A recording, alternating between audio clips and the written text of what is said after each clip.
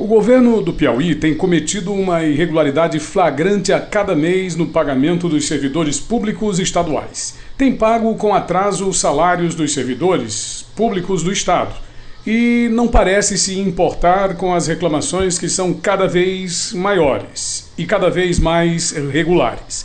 A tabela de salários é divulgada anualmente, no final de cada ano, para vigorar a partir do ano seguinte. Começa a ser paga nos dias 28 ou 30 de cada mês, aproximadamente, para ser concluída no dia 18, 19 ou até 20 do mês seguinte. Significa dizer que encerra com atraso de 12 e até 15 dias em relação ao que diz a lei. O parágrafo 1º do artigo 459 da CLT dispõe que quando o pagamento houver sido estipulado por mês, deverá ser efetuado o mais tardar até o 5º dia útil do mês subsequente ao vencido. Como se vê, existe disposição legal imperativa para que o salário seja pago até o 5º dia útil do mês. Não é o que está acontecendo no governo do estado do Piauí. Além do mais, o governo está cometendo um ato muito grave diante da lei federal que obriga ao pagamento dos servidores da educação. O pagamento do salário, qualquer que seja a modalidade do trabalho, público ou privado, não deve ser estipulado por período superior a 1 mês, salvo no que concerne a comissões, percentagens e gratificações. É a aplicação que se dá por meio de analogia, de acordo com jurisprudência reconhecida nos tribunais superiores do Brasil. Muito interessante o artigo publicado pelo juiz Átila Wessler, que é da 4ª Região e membro da Associação Juízes para a Democracia, em que ele cita a obra Eichmann em Jerusalém, de Hannah Arendt. E ela propõe nessa obra o seguinte aspecto: o resultado da massificação da sociedade, onde se criou uma multidão incapaz de fazer julgamentos morais, motivo pelo qual todos aceitam injustiças e cumprem ordens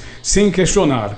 O atraso de salários do funcionalismo público viola, portanto, no estado do Piauí, a lei e a Constituição. No Brasil, inclusive, o último país do mundo a abolir a escravidão, formou-se uma nação com maioria conservadora e reacionária. Esse tipo de violação é aceito no Brasil e principalmente em nosso estado sem qualquer questionamento. O que acontece no estado do Piauí com relação aos salários dos servidores é o seguinte: o governo está cometendo um ato muito grave diante da lei federal que obriga ao pagamento dos servidores da educação. A lei do Fundeb estabelece pagamento com recursos federais, portanto, isso nada tem a ver com recursos do Estado. O governador apresenta justificativa para a nova tabela, cujos pagamentos se estendem a perder de vista pelo mês seguinte, ou seja, pelo mês subsequente, e que seguramente geram atraso de 1 mês, todo ano.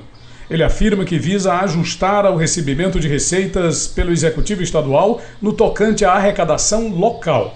Acontece que os recursos do Fundeb são provenientes de repasses constitucionais, portanto obrigatórios, do governo federal, independem de movimentação do Estado. Ou seja, para receber o dinheiro do Fundeb, todo dia 10, 20 e 30 de cada mês, o Estado não tem que fazer absolutamente nada e o repasse ainda é inversamente proporcional. Quanto mais pobre o Estado, mais recursos ele recebe. Isso quer dizer que, por ser um dos estados mais pobres da federação, o Piauí recebe mais dinheiro. Enquanto isso, a imprensa, muito amiga, por demais amiga, divulga como se fosse um grande feito do governo, sem qualquer análise, sem qualquer comentário, sem qualquer questionamento. Na prática, não cumpre nem mesmo o papel de informar a contento, quanto mais de responder à sociedade pelo simples fato de que não pergunta aos governantes, aos seus representantes, os secretários, aos ajudantes dos secretários. A ninguém, absolutamente ninguém, que nos possa responder. Poucos fazem o papel de denunciar a verdade. A exemplo do blog Código do Poder, do jornalista Aquiles Nairó. Na sua grande maioria, os jornais, portais, emissoras de rádio e TV apenas reproduzem aquilo que é reproduzido, divulgado pela imprensa oficial, pela Coordenadoria de Comunicação, a SECOM, encantados pelos 50 milhões de reais por ano, que conduzem aos 4,5 milhões de reais por mês, e incentivam a população a não falar de política, a não fiscalizar o governo, a acompanhar muito mais os programas policiais. O Mundo Cão. Nesse caso, não precisamos dessa imprensa mensaleira.